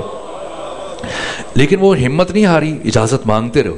جب اجازت ملی، لیکن مشروط اجازت آئے، لیکن شومی قسمت کی ختمی مرتبہ کسی جنگ پہ تشریف لے گئے تھے، مدینہ میں موجود نہیں تھے. اب انہوں نے دق الباب کیا تو ام سلمہ نے دروازے کے پیچھے سے استفسار کیا، آپ کون ہیں؟ تو کہا میں اویس قرنی ہوں. تو انہوں نے تکرار سے نام لیا، اچھا آپ ہیں اویس قرنی، یمن سے آئے؟ کہاں آپ مجھے جانتی ہیں؟ کہاں میں آپ کو جانتی ہوں، میں نے کئی مرتبہ پیغمبر گرامی اسلام کی زبان سے آپ کا نام سنا، یہاں تک سنا کہ پیغمبر گرامی اسلام علی کو تاکید کر رہے تھے اور آپ کی سفارش کر رہے تھے کہ اے علی میرے بعد میرے اویس کا بہت خیال رکھنا. یہ اویس قرنی جو ختمی مرتبت کے وفادار، یہ شعوری وابستگی تھی کہ جناب اویس قرنی جنگ صفین میں مولا متقیان کی نصرت کرتے ہوئے آپ نے جام شہادت نوش کیا. یہ آپ کا شرف ہے پیغمبر کی نگاہ میں. دیکھیں زیارت نہیں ہوئی اویس کو، لیکن رضایت کے کس مرحلے پہ؟ جیسی ختمی مرتبت مدینے واپس ہے، وہ گھر میں قدم رکھا اور گھر کے اندر داخل ہوئے تو سلام کرنے کے بعد ام سلمہ سے جو پہلی بات کی کہ یا ام سلمہ انی اشم رائحۃ حبیبی من الیمن، اے ام سلمہ میں یمن سے آئے ہوئے اپنے دوست کی خوشبو محسوس کر رہا ہوں. بس ہو سکتا ہے انسان زیارت کر لے امام کی، لیکن امام اس سے ناراض، اور وہ ایک فرد ہے جو زیارت نہ کر سکے لیکن امام اس سے راضی ہوں، اس کی دعائے خیر فرمائیں. اصل چیز رضایت ہے، اصل چیز معرفت ہے، یہ اساس ہے، یہ بنیاد ہے. دوسرا سوال اگر آپ کرنا چاہیں. کچھ شیعہ حضرات صرف حضرت امام زمانہ کو ہی ولی امر کہتے ہیں اور آیت اللہ علی خامنائی جیسے مجتہد کو ولی امر نہیں سمجھتے. ولی امر کے بارے میں بتا دیں. ولی امر مسلمین، دیکھیے ائمہ حق تعالیٰ نے یہ جو غدیر میں مولا متقیان سے متعلق ختمی مرتبات نے ولی کا معنی پتہ نہیں لوگ کیوں ضرورت محسوس کرتے ہیں کہ وہ مولا کا معنی بیان کریں یا ولی کا معنی بیان کریں. پیغمبر اسلام نے پہلے خود ولی کا معنی بیان کیا، مولا کا معنی بیان کیا، استفسار کیا. قرآن مجید کی پہلے وہ آیت پڑھی کہ النبی اولیٰ بکم من انفسکم، کہ نبی تمہارے نفسوں پر تم سے زیادہ حق کے تصرف رکھتا ہے، حق کی ولایت رکھتا ہے. اور پھر پوچھا کہ الست اولیٰ بکم منکم من انفسکم، کیا میں تمہارے نفسوں پر تم سے زیادہ حق کے تصرف نہیں رکھتا؟ مثلا مجھے اور آپ کو اختیار حاصل نہیں ہے کہ ہم انگلی کاٹ دیں، بھئی ہم اپنا ہاتھ ہے تو انگلی کاٹ دیں، لیکن نہیں، اگر ہم نے انگلی کاٹی اور ایک اسلامی حکومت ہوئی تو ہمیں وہ سزا ہم ملے گی، ہمیں جو بھی حاکم شرع ہماری سزا معین کرے. یہ جسم اور یہ روح ہمارے پاس امانت ہے. لیکن ولی خدا کو یہ اختیار دیا. اب دیکھیں جناب خضر جن کے پاس ولایت کلیہ نہیں تھی، ولایت جزیہ تھی. ایک انسان خودکشی نہیں کر سکتا، حتیٰ دشمن کے نرغے میں آ جائے تب بھی یہ مسئلہ پوچھا جاتا ہے کہ جب انسان خود دشمن کی، ممکن ہے کہ اب دشمن قید کر کے اذیتیں دے، تکلیف دے، اسے تحمل نہ کر سکے، برداشت نہ کر سکے، تو کیا اس وقت یہ زہر کھا سکتا ہے، کوئی ایسی گولی کھا لے، اپنی زندگی ختم کر لے؟ تب بھی زندگی ختم کرنے کی اجازت نہیں دی دین. خودکشی بطور مطلق حرام ہے، کسی بھی حالت میں انسان کو دین نے خودکشی کی اجازت نہیں دی، انسان کو حق حاصل نہیں کہ خود کو حق حیات سے محروم کرے۔ لیکن جناب خضر جن کے پاس ولایت جزیہ تھی، ایک جوان جس نے ابھی جرم نہیں کیا، غلطی نہیں کی، اور قرآن مجید نے بیان کیا، انکار کریں گے؟ 15ویں پارے کے آخر میں، 16ویں پارے کے شروع میں بلایا اور پکڑ کے اس کو قتل کر دیا۔ تو ولی جو ہم پر ہم سے زیادہ حق کے تصرف رکھتا ہے، حق کے ولایت رکھتا ہے، یہ ولایت خاص ہے 14 کے ساتھ، پیغمبر اکرام اسلام ان معصومین کے ساتھ، اور ولایت جزئیہ ان کے نائبین، جس طرح سے اب مالک اشتر نقی کو اگر مولے متقیان مصر میں گورنر بنا کے بھیج رہے ہیں تو انہیں اختیارات دے کے بھیج رہے ہیں، اور آپ کو، اور یہ ائمہ دین کی زندگی میں آپ دیکھ لیں، امام صادق علیہ الاف و تحیت و ثنا، بلکہ جو آخری امام زمانہ سے پہلے کی جو 3 امام ہیں، ان 3 ائمہ کے دور میں یہ سارے کا سارا عرصہ امام علی نقی، امام حسن عسکری اور امام محمد تقی علیہ السلام، یہ تقریباً امام محمد تقی کا کچھ عرصہ، امام علی نقی علیہ السلام کی امامت کا سارا عرصہ، اور امام حسن عسکری علیہ السلام کی یہ جو 6 سال امامت کی، یہ سارا عرصہ نیابت میں گزرا ہے۔ بالکل دسترسی نہیں تھی، ذہنیتوں کو پہلے سے تیار کیا جا رہا تھا کہ کہیں اچانک سے امام زمانہ کی غیبت کو تحمل نہ کر سکیں اور کہیں کوئی مومنین گمراہ نہ ہو جائے۔ امام زمانہ کی غیبت کو بھی پروردگار نے پھر 2 حصوں میں تقسیم کیا۔ غیبت صغرا کو پہلے رکھا، 1 کم 70 سال یہ تک کی عمر تک یہ غیبت صغرا کا زمانہ ہے، تاکہ عادی ہو جائے، مانوس ہو جائے۔ اچانک پہلے ہی مرحلے میں غیبت کبریٰ ہوتی تو اکثریت امام کی امامت کا انکار کر دیتی، اس لیے آمادہ کرنے کے لیے۔ تو یہ جو ائمہ کا، پچھلے ائمہ امام صادق کی زندگی میں دیکھ لیجئے، بعد کے ائمہ کا امام موسیٰ کاظم علیہ السلام، اگر کوئی شخص کوئی مسئلہ پوچھنے کے لیے امام کے پاس آتا یا مال امام لے کے آتا کچھ بھی، جیسے قوم سے، احواز سے، تو امام فرماتے کہ واپس چلے جاؤ اور جس شخصیت کو میں نے تمہارے ہاں جو ان کو معین کیا ہے ان سے مسئلہ پوچھو، ان سے رجوع کرو۔ اگر تم نے مال خدا یا مال امام پہنچانا ہے ان تک پہنچاؤ، اگر تم نے دین پوچھنا ہے، جو مسئلہ پوچھنا ہے ان سے پوچھو۔ اگر وہ تمہیں کوئی حکم دیں تو انہیں اس حکم کو میرا حکم سمجھ کر کے قبول کرو۔ راہبر عظیم الشان سید علی خامنہئی یا کسی بھی ولی فقیہ یا کسی بھی فقیہ کی کوئی ذاتی حیثیت کچھ بھی نہیں ہے، ان کی جو حیثیت ہے وہ صرف اور صرف امام زمانہ کی وجہ سے۔ امام زمانہ نے وہ جزوی یا باقی ائمہ نے جو اختیار دیا ہے ایک فقیہ کو کہ وہ اس حد تک اس چیزوں کو جاری کر سکتا ہے، جس طرح سے مثلا اب مثالیں اگر دی جائیں تو بہت زیادہ ہو جائیں گی، وقت محدود ہے۔ سو وہ ولایت کی جو معصومین کے ساتھ خاص ہے وہ ولایت ولی فقیہ کی نہیں ہے، لیکن جس طرح سے اپنے نائبین کو مختلف علاقوں میں وہ معین فرماتے تھے اور ان کو اختیارات دیتے تھے، اب اگر کوئی کہے کہ نہیں میں تو ان کی بات نہیں مانوں گا، میں تو چل کے خود امام کی بات مانوں گا، میں تو انہیں خمس نہیں دوں گا، میں تو چل کے امام کو خود خمس دوں گا، تو یہ در حقیقت امام کی امامت کا انکار کر رہے ہیں۔ ان کو ماننا خود ایسا ہی ہے جیسے امام کو ماننا، ورنہ ابلیس نے بھی یہی بات کی تھی، پروردگار تو مجھے اجازت دے دے اتنی عبادت کروں کہ جن و انس میں سے کسی نے عبادت نہیں کی ہوگی۔ تو جب ختمی مرتبت کے ذریعے سے خدا سے عذر طلب کرنا چاہا تو خدا نے کیا فرمایا کہ عبادت وہ ہوتی ہے جو میری مرضی سے کی جائے، جہاں اپنی مرضی شامل کر لی جائے پھر وہ عبادت نہیں رہتی ہے، تو خود اس میں اطاعت شرط ہے۔ سو اگر امام کسی کو منسوب کریں اور اس کا انسان انکار کرے تو خود وہ امام کا انکار کر رہا ہے۔ تو اگر امام کسی کو اختیار دیں اور یہ کہہ دیں، اجازت دیں کہ حافظ لدین، کہ اگر کوئی دین کا محافظ ہو، مطیع لامر مولا، اپنے مولا کے امر کا مطیع ہو، اور مخالفا لہوا، ہوائے نفس کا مخالف ہو، فعلی العوام ان یقلدوہ، یہ امام زمانہ فرما رہے ہیں، یہ امام حسن عسکری فرما رہے ہیں کہ عوام پر، مومنین پر واجب ہے کہ پھر ایسے فقیہ کی کہ جو ہمارے آثار کو زندہ کرے، ہمارے دین کو بیان کرے، اور جو اپنے نفس کا مخالف ہو اور ہمارا مطیع اور فرما بردار ہو، تو واجب ہے ان پر کہ وہ اس کی تقلید کریں۔ تو پھر اب کہے کہ نہیں میں تو خود براہ راست وہ امام سے ہی مسئلہ پوچھوں گا اور میں امام کی تقلید کروں گا، تو یہ پھر گویا انکار کر رہا ہے۔ عریضہ حاجت کیا ہے اور اس کا ٹھیک طریقہ کار بتائیں، جبکہ مولا گھر بیٹھ کر بھی دعائیں مستجاب کرتے ہیں۔ دیکھیے امام خمینی رضوان اللہ تعالیٰ علیہ ان کا ایک طریقہ کار تھا کہ وہ ہر رات، جتنا عرصہ نجف میں کتنے سال رہے، لیکن ٹھیک رات 9 بجے وہ رکھا ہے۔ سو یہ چیزیں، وہ چیز میں شاید اس دن پہلی جو گفتگو تھی اس میں یہ بیان کرنے کی کوشش کر رہا تھا۔ مفاتیح الجنان ہر 3 مہینے گزرنے کے بعد قرآن اور مفاتیح الجنان یا تو نئی لائی جاتی تھی آقا خمینی کے لیے یا اس کی جلد بندی کی جاتی تھی، چونکہ جتنے بھی اعمال جس طرح سے بیان، اب عام طور پہ ہم 4 لفظ پڑھ لیں، عام طور پہ مولوی ہوتا ہے یہ ضعیف ہے، یہ عمل نہیں کرنا چاہیے، عمل داؤد پتہ نہیں اس کی حقیقت ہے نہیں ہے، لیکن خمینی بت شکن یہ تمام کے تمام امور جنہیں مفاتیح الجنان میں شیخ عباس قومی نے بیان کیا، کبھی یہ کسی پر شک کا اظہار نہیں کیا، بلکہ عین اسی طرح اگر سردیوں میں رات مختلف اعمال کے لیے 3 مرتبہ غسل کرنا پڑے، 3 مرتبہ الگ الگ ہر عمل کے لیے غسل کرتے تھے۔ اگر ہمیں کہا کہ عریضہ اور یہ ہم تک پہنچا ہے اور ان کے کتب میں بیان کیا گیا ہے، تو ہمیں ہرگز اپنا یہاں پر اجتہاد دکھانے کی ضرورت نہیں ہے۔ کسی کو تشفی نہیں ہے، تسلی نہیں ہے تو وہ نہ کرے، اگر کسی کو تسلی ہے۔ یہ سب دل کی باتیں ہیں، جیسا کل میں نے آپ کی خدمت میں عرض کیا کہ مناظرے کی باتیں نہیں کہ علی سے مدد مانگنی چاہیے نہیں مانگنی چاہیے، جس کی مدد کرتے ہیں وہ مدد مانگ لے، جس کی نہیں کرتے ہیں اس کو نہیں کرنی چاہیے، نہیں کہنا چاہیے۔ اسی طرح سے عریضہ سوال ہے، آپ نے فرمایا تھا استغفار کے کچھ ارکان ہیں، وہ پورے کیے جائیں تو پھر استغفار کا حق بنتا ہے، تو درود پاک زبانی کلامی یا استغفر اللہ ربی و اتوب الیہ ہم جب پڑھتے ہیں تو کیا ہمیں اس کا کوئی اجر نہیں ملے گا، جبکہ 70 دفعہ پڑھنے سے گناہ نہیں لکھے جاتے یا جیسے بھی ہے؟ یہ ہماری کہ خاص کلچر ہے پاکستان کا، ہم واجبات کو چھوڑ کر مستحبات میں لگ جاتے ہیں زیادہ، اور اتنا حرام چیزوں سے ہم پرہیز نہیں کرتے جتنا مکروہ چیزوں سے ہم پرہیز کرتے ہیں۔ مثلا فعل حرام کرتے ہوئے جھجک نہیں ہوتی ہے، لیکن مکروہ کرتے ہوئے پھر مولوی سے پوچھیں گے یہ مکروہ ہے، یہ کر سکتے ہیں نہیں کر سکتے۔ یہ چیزیں، اور اگر کسی کے اوپر قرض ہے تو وہ قرض اپنی ذمہ داریاں ادا کرنی ہے۔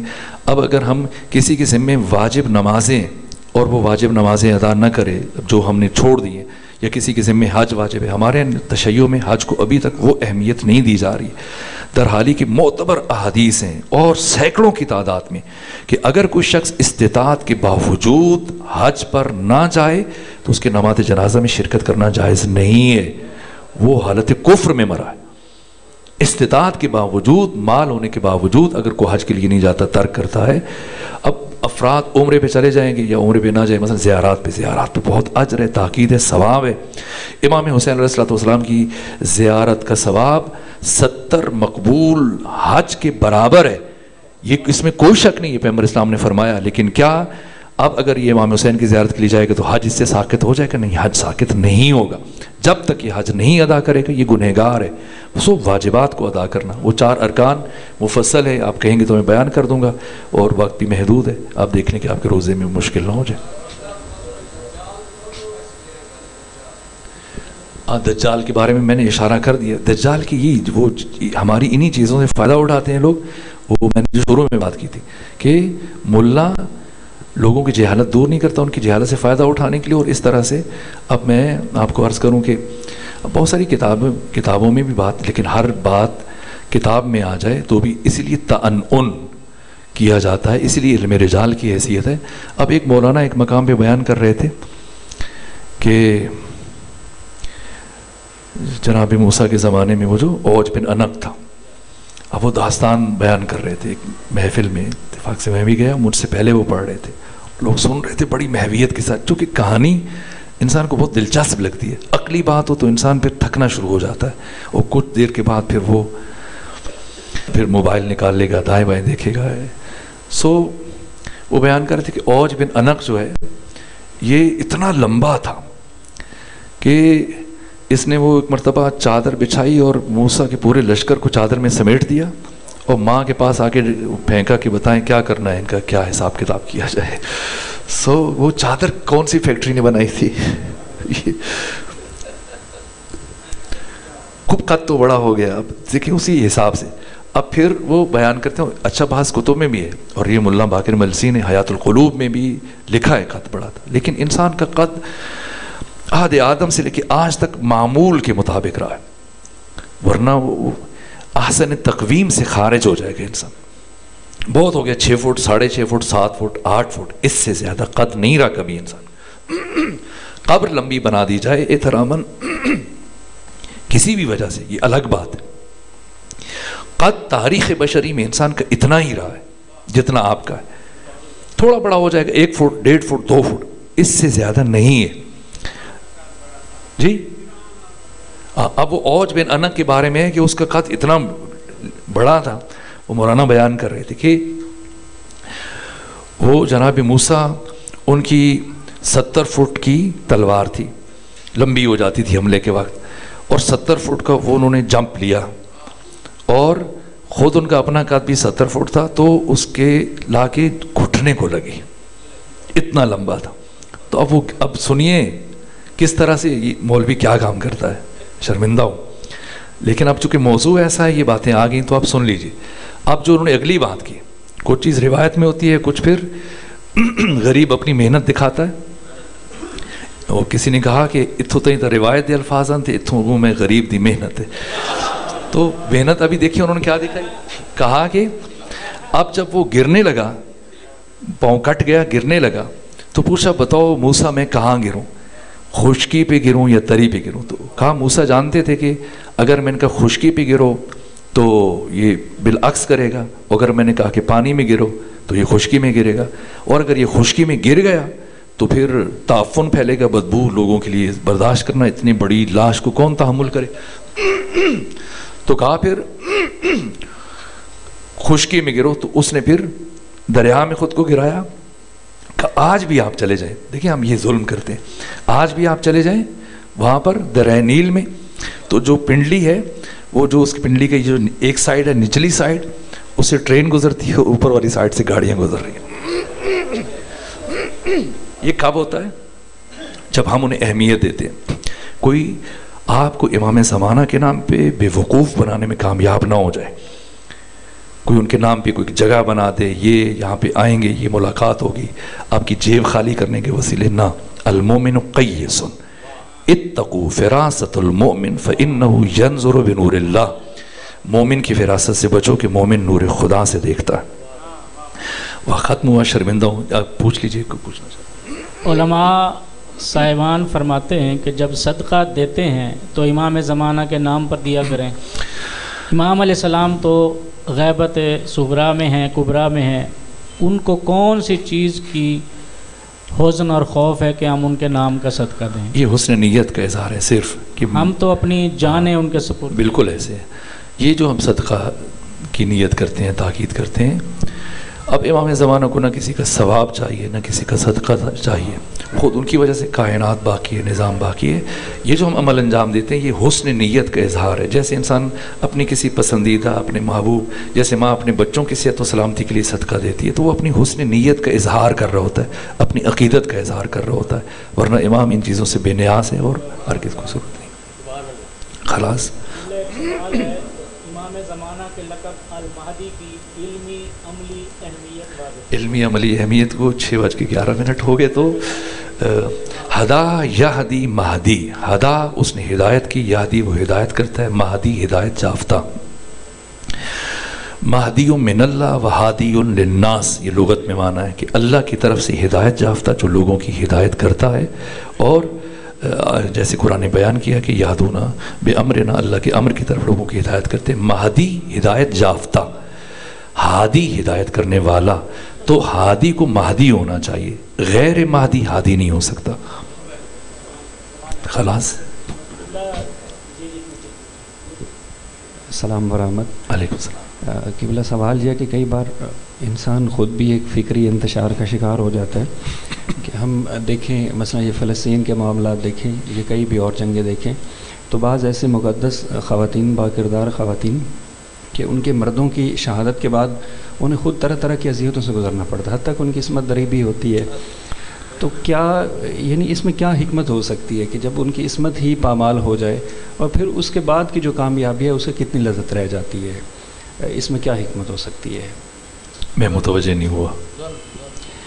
یعنی ہم یہ دیکھتے ہیں کہ بعض ایسی خواتین جب تک وہ با اختیار ہوتی ہیں حد درجہ با کردار ہوتی ہیں، لیکن مردوں کے گزر جانے کے بعد جو نجس قدم اس خطے میں پڑتے ہیں خود ان کی عصمت دریاں ہوتی ہیں، ان کی عصمتیں پامال ہوتی ہیں اور ظلم اس قدر بڑھ جاتا ہے. تو اس صبر میں یا ان کی جو عصمت پامال ہوئی ہے بعد ازاں انہیں کوئی کامیابی بھی مل جائے، جنت میں بھی چلی جائیں، تو اس میں حکمت کیا ہو سکتی ہے؟ دیکھیے خود ایک چیز، ایک ہمارے مثلا ذہنی تصور ہے. اب وہ خاتون خود بھی پاک ہے، پاکیزہ ہے اور نیک ہے، باکردار ہے، لیکن اگر اس کے ساتھ یہ ظلم کر دیا جائے تو ہم یہ سمجھتے ہیں کہ وہ آلودہ ہو جاتی، لیکن خود پروردگار یہ کہ اسے پاک رکھے گا اور جنت پاک لوگوں کے لیے ہے اور خود پاک رکھنا پاک کرنا یہ خدا کے ذمے ہے، سو خدا پاک کرتا ہے. اب کوئی کسی کے کپڑوں کے اوپر خون گرا دے، کساوت پھینک دے، سو یہ چیزیں اثر انداز نہیں ہوتی ہیں. ٹھیک ہے کہ اس کے ساتھ وہ ظلم ہوا، لیکن حق تعالیٰ کا ارادہ وہ حاکم ہے، اور اللہ نیک لوگوں کو بہرحال، طیب لوگوں کو جن کی نیت پاک ہوتی تو انہیں پاک رکھتا ہے انشاءاللہ. آخری سوال جی قبلہ صاحب، تشہد میں کچھ لوگ علی ولی اللہ پڑھتے ہیں، جی. کوئی لوگ نہیں پڑھتے، وضاحت فرمائیں. دیکھیے اس کے لیے آپ اپنے مجتہدین کی طرف رجوع کر لیجیے، فقہی مسئلہ ہے تو اگر آپ کا مجتہد جیسے جو کہے وہ کر لیجیے. البتہ میرا جو نقطہ نظر ہے وہ یہ کہ جو تشہد میں آپ دیکھیں، رکوع میں آپ درود بھیجتے ہیں، نہیں بھیجتے؟ بھیجتے ہیں. اور قنوت میں بھی آپ درود بھیجتے ہیں، اور سجدے میں بھی آپ درود بھیجتے ہیں، اور تشہد میں بھی درود بھیجتے ہیں. اب آپ بتائیں کہ نماز تو ایک ہے، ایک ہی نماز میں آپ رکوع میں درود بھیج رہے ہیں، قنوت میں درود بھیج رہے ہیں، سجدوں میں درود بھیج رہے ہیں، تشہد میں درود بھیج رہے ہیں. اب آپ مجھے بتائیں، یہ بہت سوال اہم ہے. رکوع میں جب آپ درود بھیجتے ہیں تو کس نیت کے ساتھ درود بھیجتے ہیں؟ مستحب یا واجب؟ مستحب ہے. اور سجدوں میں جب آپ درود پڑھتے ہیں تو کس نیت کے ساتھ پڑھتے ہیں؟ مستحب کی نیت سے. اور قنوت میں مستحب کی، مستحب یعنی اگر پڑھیں تو ثواب ہے، نہ پڑھیں تو گناہ نہیں، اس کے بغیر بھی آپ کی نماز ہو جائے گی. اب آپ بتائیں، رکوع میں آپ درود چھوڑ دیں، قنوت میں چھوڑ دیں، سجدوں میں چھوڑ دیں، اگر آپ تشہد میں درود نہ پڑھیں کیا حکم ہے؟ نماز باطل ہے. اچھا اگر آپ تشہد میں درود پڑھیں لیکن مستحب کی نیت سے پڑھیں، اب بتائیں کیا حکم ہے؟ باطل ہے. کیوں باطل؟ پڑھ تو رہے ہیں لیکن مستحب کی نیت سے پڑھ رہے ہیں. تشہد میں درود واجب کی نیت سے پڑھیں گے تب نماز قبول. اب سوال پیدا ہو گیا، خدا کے یہاں تو مزاج نہیں ہے، خدا خالق عقل ہے. ایسا نہیں کہ کسی چیز کو بلا وجہ حرام قرار دے، کسی چیز کو حلال قرار دے، کسی کو مستحب قرار دے، کسی کو واجب قرار دے. نہ، اگر کسی چیز کو مستحب قرار دیا تو فلسفہ استحباب کو سمجھنا ہوگا، اگر کسی چیز کو واجب قرار دیا تو ہمیں پھر فلسفہ وجوب کو سمجھنا ہوگا. رکوع میں، سجدوں میں، قنوت میں مستحب ہے، پڑھیں مرضی، نہ پڑھیں مرضی، تو پھر تشہد میں کیوں واجب قرار دیا؟ فلسفہ وجوب درود در تشہد کیا ہے؟ اس لیے کہ تشہد پہ نماز ختم ہو جاتی ہے. اگر 2 رکعتی نماز ہے فجر میں، اور مکہ میں تو یہی 2 رکعتیں تھیں، ظہر کی بھی 2 تھیں، عصر کی بھی 2 تھیں، عشاء کی بھی 2 تھیں، مغرب کی بھی اور فجر کی بھی 2 تھیں. 7 رکعتیں جو اضافہ ہوئی ہیں یہ مدینہ جانے کے بعد اضافہ ہوئی. اصل جو نماز جعل ہوئی پروردگار کی طرف سے یہ 10 رکعتیں تھیں.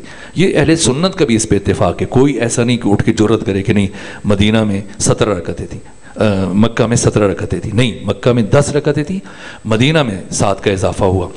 2 پہلی نماز جو فرض ہوئی ہے یہ نماز ظہر ہے، تو ظہر کی 2 رکعتوں کا جو اضافہ ہوا ہے مدینہ پہنچنے کے بعد یہ اعزاز ختمی مرتبت میں، یہ 2 رکعتیں عزت مصطفیٰ کی تجلی کا مظہر قرار پائیں.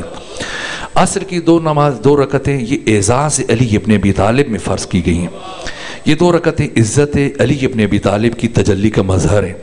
مغرب کی 1 رکعت کی اعزاز. تو پھر فجر اور مغرب میں کیوں گنجائش نہیں رکھی؟ بشر کو یہ سمجھانے کے لیے کہ اللہ اپنا حق معاف کر سکتا ہے، اپنے نبی کا حق معاف کر سکتا ہے، علی کا حق معاف کر سکتا ہے، حسن مجتبیٰ کا حق معاف کر سکتا ہے، لیکن اللہ کبھی بھی نہ حق فاطمہ زہرا کو معاف کر سکتا ہے، نہ حق حسین ابن علی کو معاف کر سکتا ہے. بہرحال مکہ میں یہ 10 رکعتیں تھیں اور 2 رکعتوں پہ نماز تمام ہو جاتی تھی، اور پھر 2 رکعتوں میں تشہد رکھا گیا. اگر بعد میں آپ مدینہ پہنچنے کے بعد بھی تشہد نماز کا اختتام ہے، آخری نقطہ ہے. جب ایک کام انجام دیا جاتا ہے تو اب دیکھا جائے گا کہ اسے مانا جائے یا نہ مانا جائے، قبول کیا جائے یا نہ قبول کیا جائے. نماز ایک عمل ہے، ہم نے انجام دے دیا بارگاہ تعالیٰ میں. اب سوال ہے کہ اسے شرف قبولیت سے نوازا جائے یا رد کر دیا جائے. تو اللہ نے نماز کی قبولیت کو مشروط قرار دے دیا 14 کی ولایت کے اقرار اور اظہار کے ساتھ. اور یہ درود ان 14 کی ولایت کا اقرار اور اظہار ہے، جس میں پیغمبر بھی شامل ہیں، علی بھی شامل ہیں، سیدہ بھی شامل ہیں، امام حسن امام حسین بھی شامل ہیں، امام زمانہ بھی شامل ہیں. اگر آپ الگ سے کہیں کہ مولا متقیان علی ولی اللہ اسے نماز پڑھنی چاہیے نہیں پڑھنی چاہیے، میں نے کہا اس کے لیے آپ فقیہ کی طرف رجوع کریں، مجتہد کی طرف رجوع کریں. لیکن اگر آپ پڑھیں علی ولی اللہ پڑھیں اور آپ کو مولا علی کے ساتھ اٹھایا جائے گا, مجھے مولا علی کے ساتھ اٹھایا جائے گا, یا امام زمانہ کے ساتھ اٹھایا جائے گا. ہمیں ہمارے زمانے کے امام کے ساتھ اٹھایا جائے گا, اور ہم اپنے زمانے کے امام کی امامت اور ولایت کی گواہی نہ دیں, یہ بات سمجھ میں نہیں آتی. سو درود وہ جامع ترین ذکر ہے, کامل ترین ذکر ہے کہ کسی سنی عالم کو, کسی سنی, یہاں تک امام شافعی نے کہا کہ اے اہل بیت محمد, آپ کے شرف کے لیے صرف اتنا کافی کہ من لم یصلی علیکم لا صلاۃ لہ, کہ جو شخص حالت نماز میں آپ پر درود نہ بھیجے اس کی نماز اس کے منہ پر مار دی جائے گی. تو یہ درود حقیقتاً ان 14 کی ولایت کا اقرار, اظہار اور اعلان ہے. خدا نے اسی لیے درود کو واجب قرار دیا, اور اسی لیے بندہ ناچیز میں بھی درود پر اکتفا کرتا ہوں. باقی اگر کوئی الگ سے علی ولی اللہ چاہتا ہے کہ پڑھے نماز میں, نہ پڑھے تو اپنے فقیہ اور اپنے مجتہد یا تو خود درجہ اجتہاد پہ پہنچ جائے, اگر خود ابھی تک نہیں پہنچا تو اس کا فریضہ ہی ہے. عمل العامی من غیر تقلید ولا احتیاط باطل, ایک عام انسان کا عمل تقلید کے بغیر, احتیاط کے بغیر باطل ہے. احتیاط پر اگر وہ فریضہ انجام دینا چاہتے ہیں تب ہی کہ وہ تشخیص دے سکے, ایسا عمل انجام دے کہ وہ اختلاف سے بچ جائے. مثلا اگر سفر میں ایک مقام پر بھئی مجھے نماز قصر پڑھنی چاہیے, پوری پڑھنی چاہیے, تو احتیاط کا تقاضا یہ کہ قصر بھی پڑھے اور پوری بھی پڑھے. پھر آپ ایسے کر لیجئے کہ ایک مرتبہ آپ علی ولی اللہ کے ساتھ نماز پڑھیے, ایک مرتبہ علی ولی اللہ کے بغیر نماز پڑھ لیجئے, احتیاط کیجئے. یا پھر آپ امام زمانہ کہ ظہور کی دعا کیجیے کہ جلدی ہو جائے ظہور, تو دیکھیں کہ وہ کیسے پڑھتے ہیں.